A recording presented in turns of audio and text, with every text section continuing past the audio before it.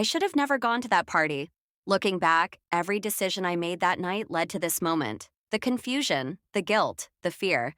I was drunk, reckless, and now there's a baby. But I don't know who the father is. The worst part? I have a terrible feeling I already know the answer. Because this isn't just a mistake. It's a secret I've been keeping for months. A secret that could destroy everything. I wasn't just my boyfriend's girlfriend that night. I was also his best friend's. And now, the truth is about to come out. Before I get into the video, make sure to subscribe and turn on notifications. That way, you won't miss any of these unbelievable stories. Now, let's get into it.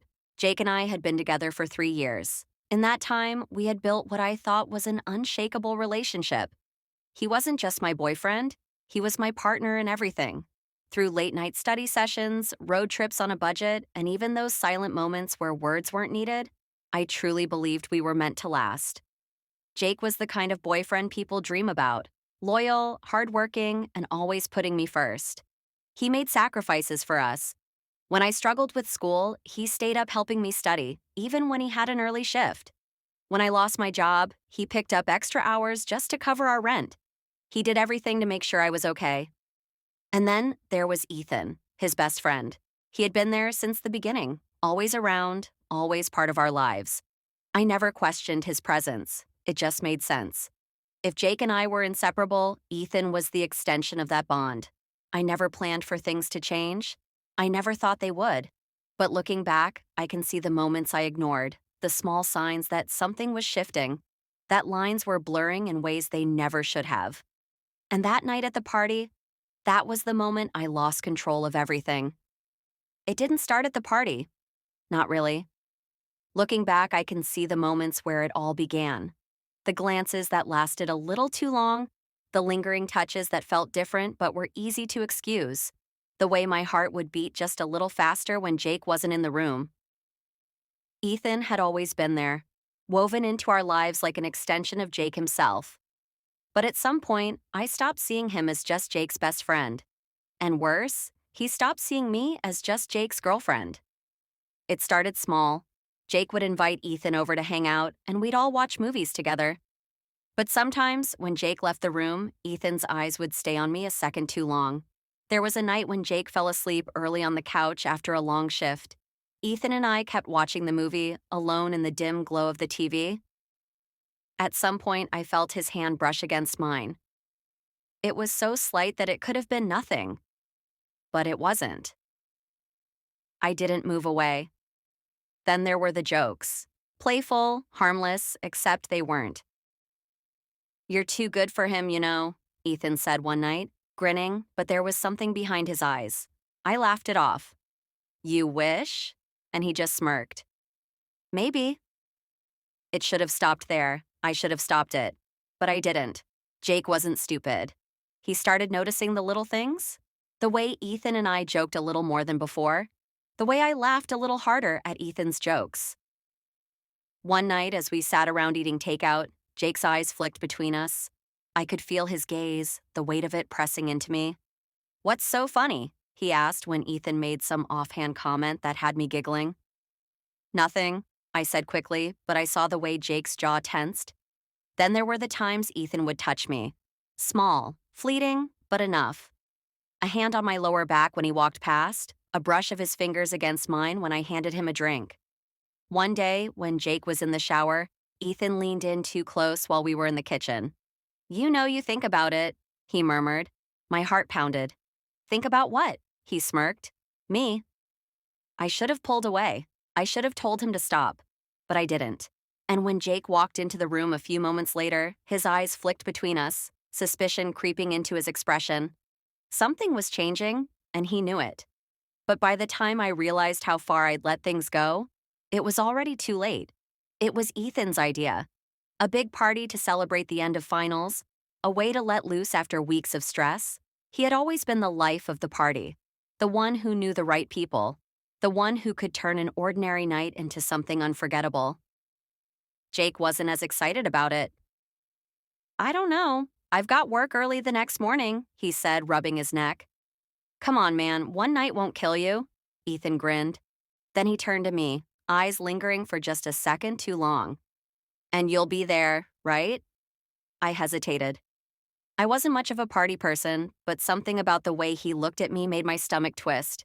It wasn't nervousness, it was something else. Jake sighed. All right, but we're not staying too late. Ethan smirked. Yeah, sure. I should have known better. The house was packed. Music blasted through the speakers, the bass vibrating through my chest as we stepped inside. Bodies pressed together in the dim lighting, the air thick with alcohol and the scent of sweat and cheap cologne. Jake held my hand, keeping me close as we navigated through the crowd. Ethan was already ahead of us, greeting people, grabbing drinks, flashing that signature grin that made him impossible to ignore. Let's get you something, Ethan said, handing me a red cup. I hesitated. What is it? He laughed. Relax, it's just a mix, nothing crazy. Jake rolled his eyes. She doesn't drink much, man. Ethan shrugged. Tonight's a good night to start. I took a sip, then another. It was stronger than I expected, but I didn't stop. The tension of the past few weeks, Ethan's lingering glances, the way Jake had started watching us too closely, the guilt I refused to acknowledge, it all melted away with every swallow. Jake was pulled into a conversation with some old friends, leaving me and Ethan alone near the kitchen. The alcohol buzzed in my system, making everything feel lighter, hazier. You look good tonight, Ethan murmured, stepping closer. I swallowed. Ethan? What?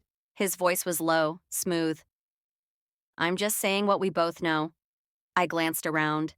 Jake was still talking, oblivious. This is wrong, I whispered. He smirked. Then why aren't you moving away? I should have. I should have walked away, found Jake, and ended this before it went too far. But I didn't.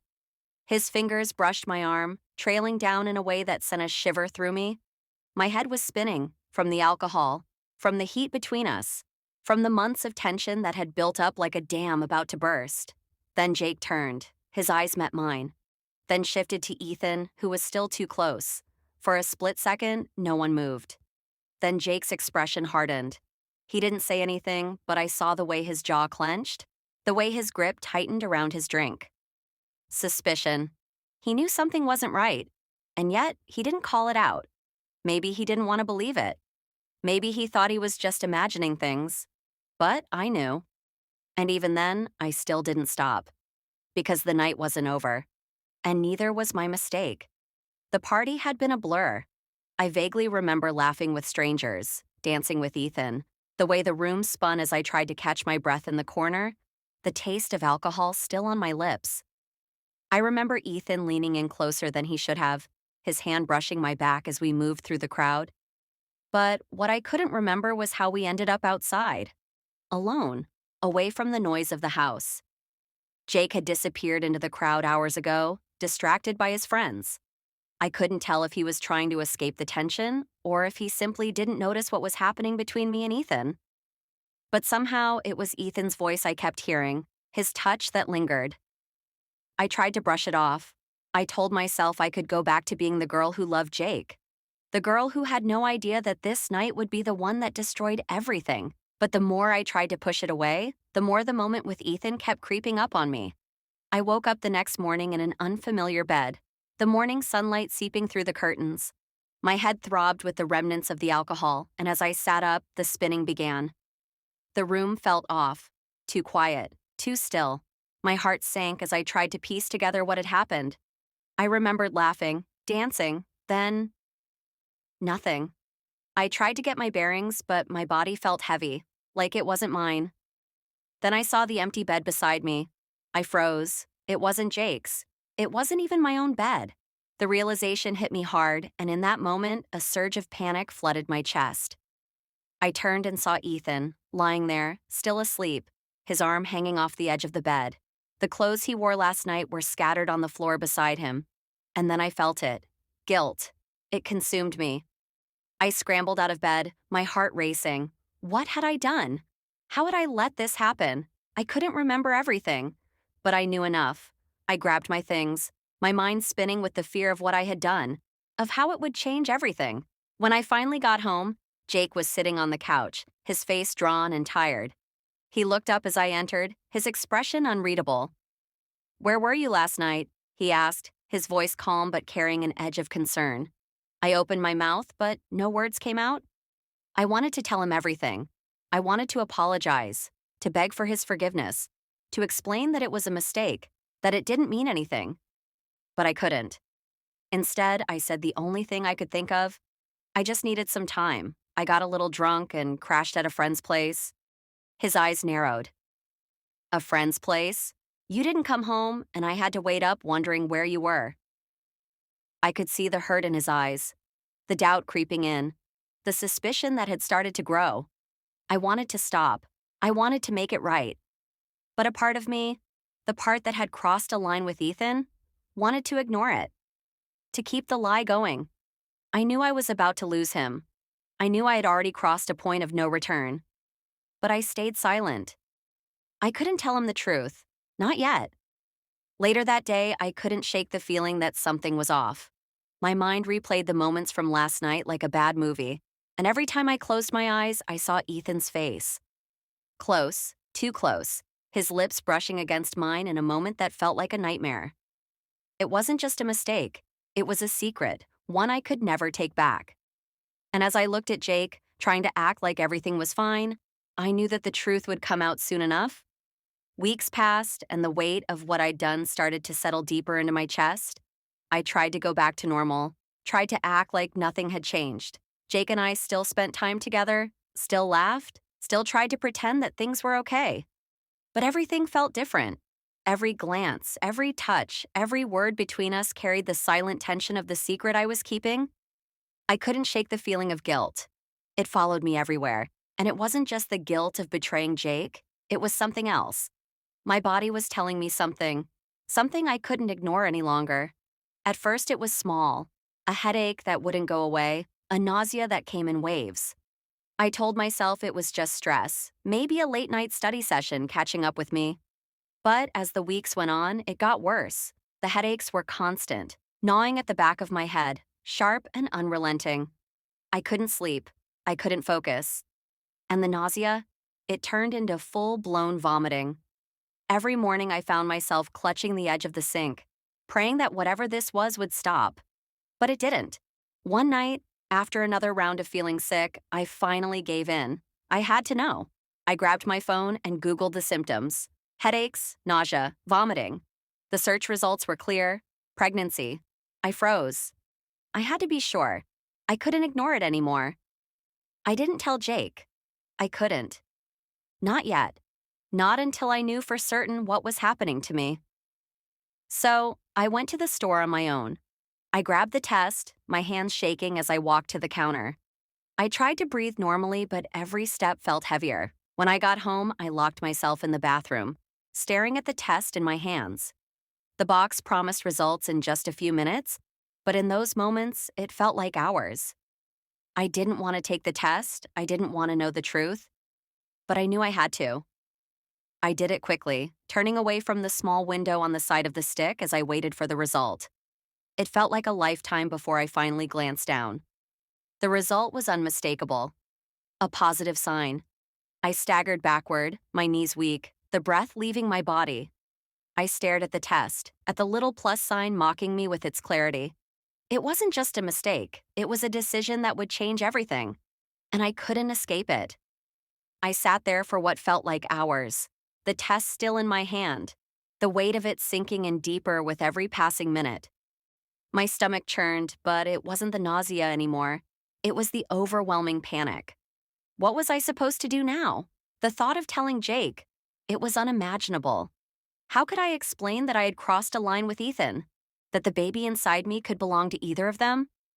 That everything I thought was solid, my relationship, my trust in Jake, the life we had built, was a lie? I didn't know if I could live with that, but I also couldn't keep it a secret forever. The guilt was suffocating. Every time I saw Jake, every time he smiled at me, I wanted to break down and tell him everything, but I couldn't. Not yet. I had to figure out what to do. What would happen if Jake found out? What would happen if Ethan found out? My head spun with all the possibilities, and in that moment, I realized that no matter what I chose, My life was never going to be the same again.